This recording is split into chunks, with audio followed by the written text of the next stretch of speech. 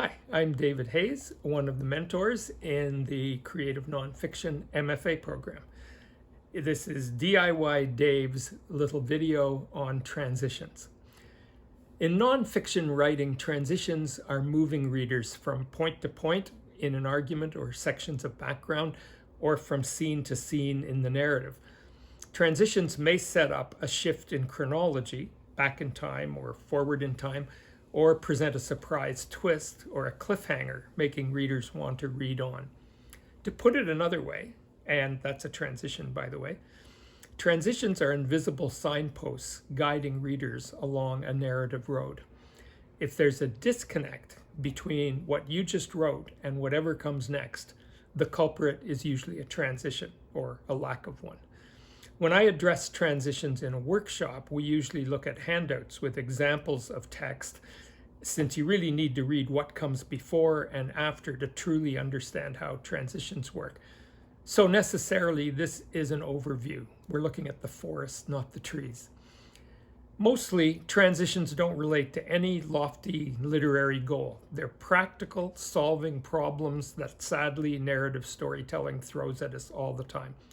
So let's start at the sentence and paragraph level. The simplest transition is a line space. Sometimes there's 3 asterisks that you see, or some other kind of visual element. The 3 asterisks are called a dinkus, by the way. In film or TV, this equivalent is the screen fading to black. I call it a natural transition. Once it happens, you can begin anywhere, with different characters, a different scene in a different time, 30 years earlier, 2 years later, or a different place. Now, let's move on to simple word image transitions. Here's one. This first section was talking about Formula One racing in a biography of an auto racer. It was about the costs, the sponsorship, etc., involved in Formula One. A driver can't consider it unless they have access to at least 1 million US, probably more. After a line space, the next section is back with the driver in his car midway through a race. It begins, at that moment, money is the least of Berg's concerns. The transition that got us from background back into a scene was the figure and the word money. That's what guided readers in. Now, let's look at another one.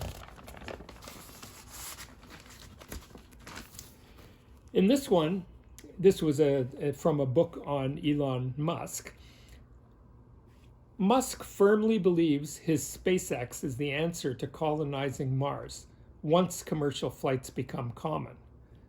After a line break, the next section goes into background on reasons that colonizing Mars is unlikely at any time soon.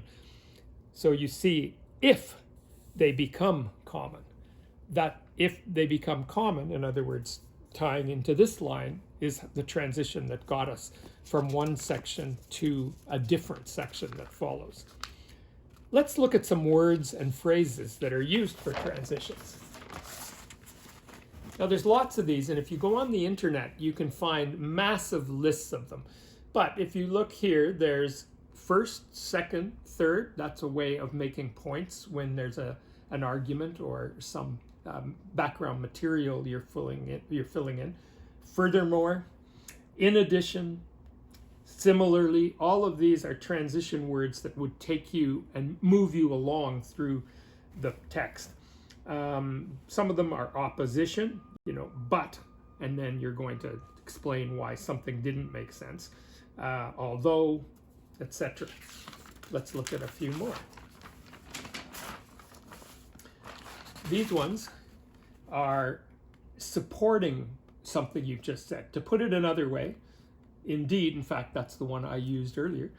In particular, to illustrate, there's ones that are used in summary, for summarizing something, all things considered, and any event, in any event.